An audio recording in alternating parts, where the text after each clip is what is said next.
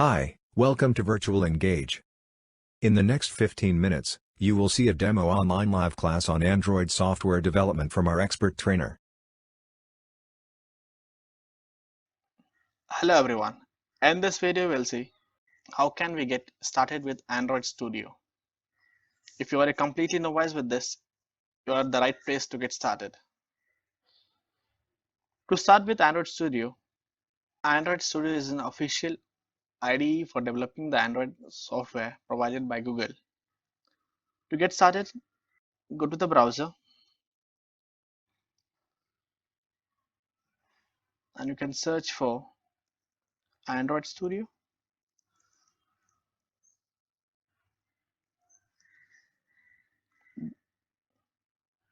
Click on the very first link, which is the official link, and download Android Studio.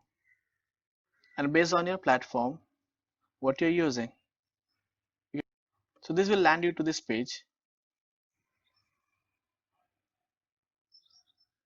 Here you can find download Android Studio 4.0 for Windows 64-bit 871 MB. You can download directly from here and you'll get a download setup file that is 871 MB of size. Or you can click on download options and you can choose your platform and go ahead with it. So you have Mac, Chrome and Linux also here.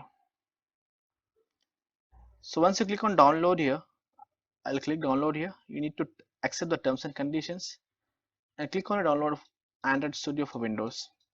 As I have already downloaded, I'll not download it once again.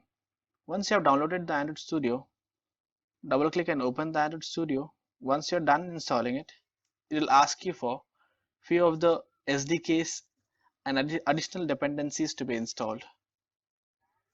Please click on everything and accept it. Once download is complete, your Android Studio will be installed on your desktop or PC.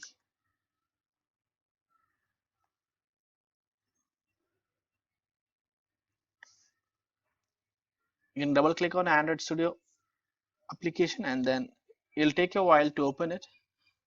It's pretty heavy software, so it should take you a while depending on your computer and laptop.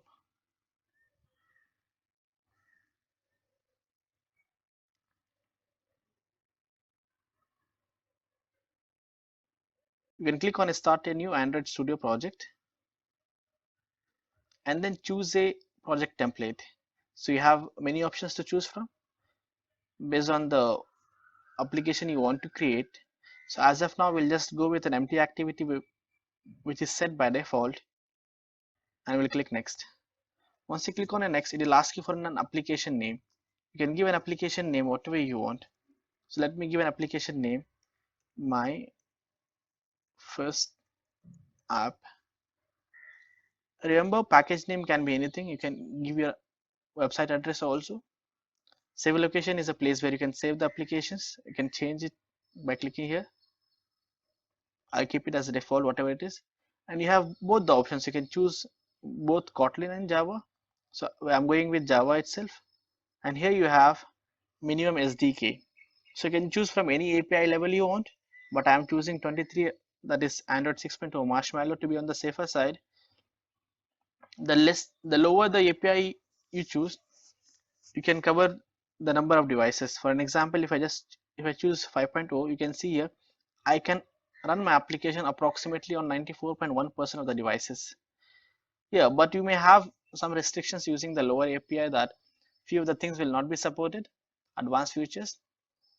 So keeping in that mind, I'll go with 6.0. You can choose either 5.0 or whatsoever you feel for. So now my application will run on 84.9% of the devices here. So once I'm done with this, I can click on a finish.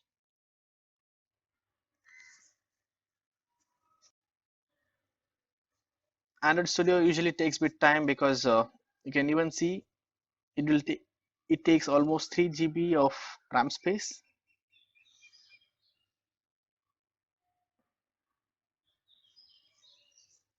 There are a few background tasks which are running behind. Let them be running there. Until then, I'll get you through the UI. So whenever you open a Android Studio or any project you have,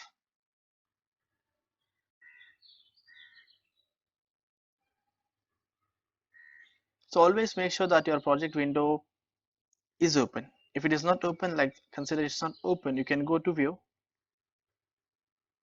and then tool window and then click on project. So you'll get your project window here. Once you go there, I'll take you through what are these directories.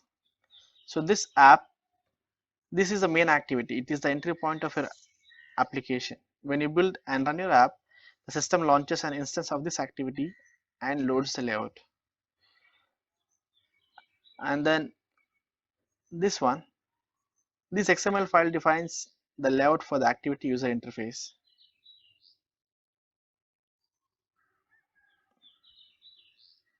So you can find layout and all these XML files here. So this is the activity main XML, that is the main screen XML. And in the app manifest, Android manifest XML, it describes the fundamental characteristics of the app and define each of its component. And then we have Gradle scripts. So actually there are two files with this name. As you can see, build Gradle and build Gradle here. So one is project.myfirstapp and another is module app. So each module has its own build Gradle. So now once we are done with knowing this thing, we'll go ahead and start doing the UI. So you have both the options. You can even go with an XML or you can also use the image view. Let me minimize this window. As you can see, by default I have an hello world here. So let me delete this so that I can show you from the start. So you can just click on this component or the view and then press a delete button. So my screen is empty now. Here you have a palette. Here you can see all the components like text view, button, image view, and also you have text and components. You have buttons, widgets, and so on. You can explore them to get to know more. And we'll see all these things each by each in the upcoming videos. So now, as of now, I'll just place a text view here just to show you this is our first app.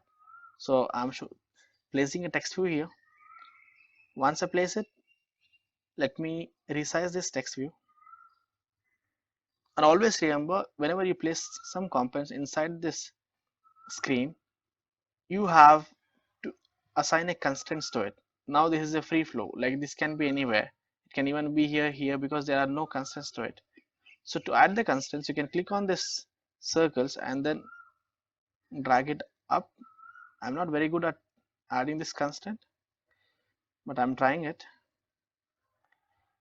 Sorry.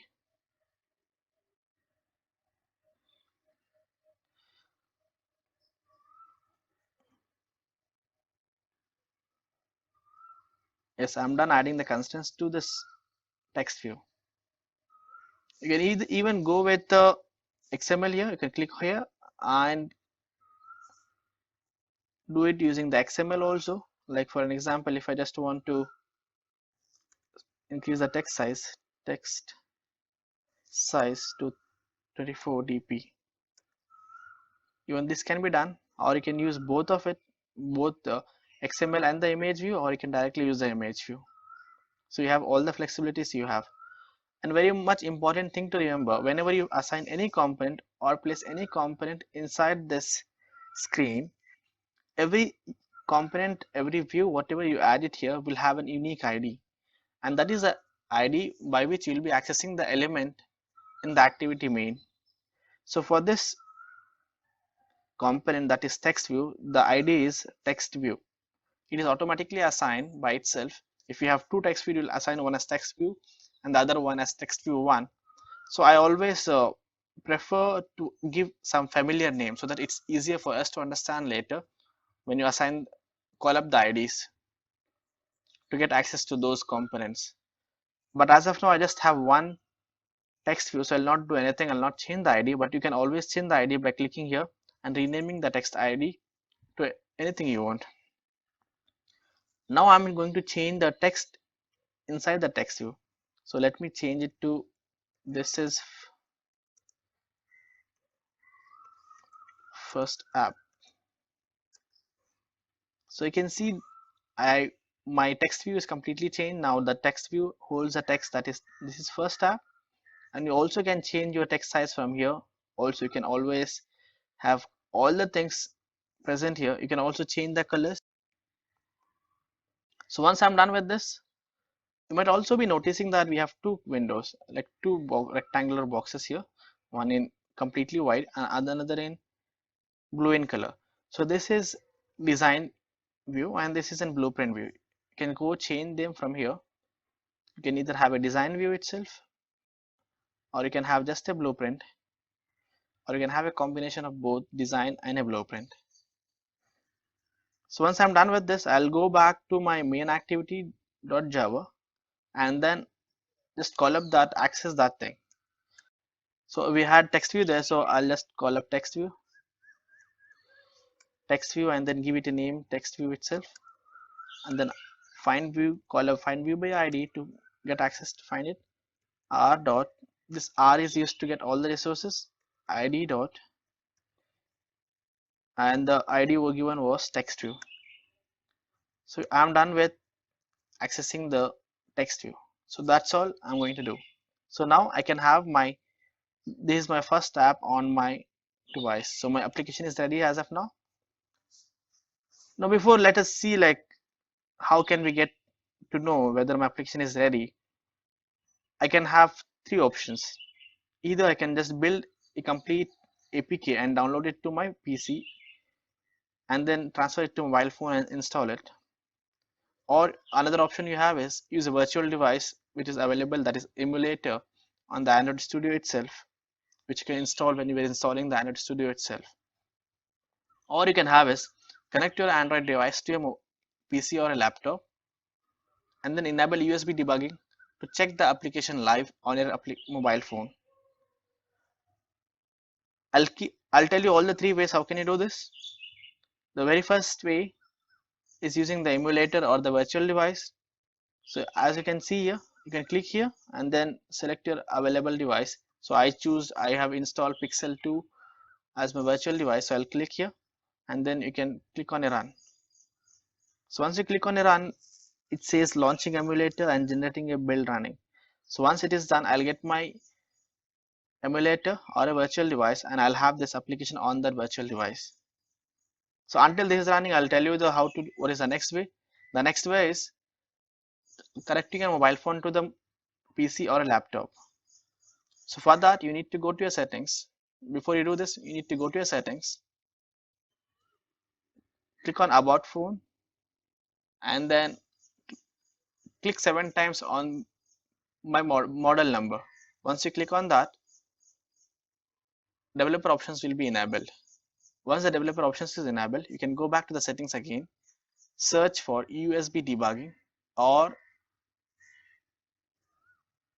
developer options. Once you search for developer options, you can scroll down and enable the USB debugging.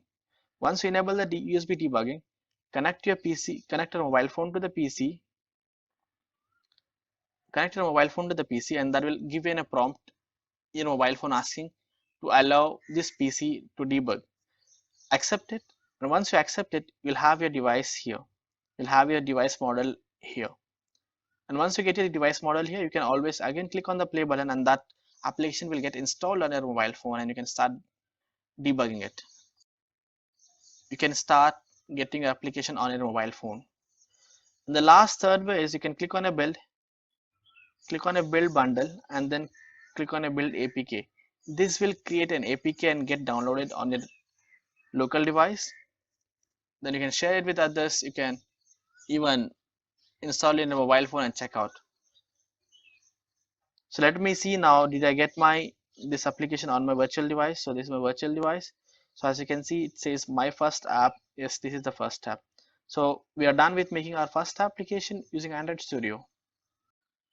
I hope it was very clear, and I wish you all the very best to get started with this Android Studio and your journey with Android development. Please visit our website www.virtualengage.com to explore our services. Thank you for watching this video.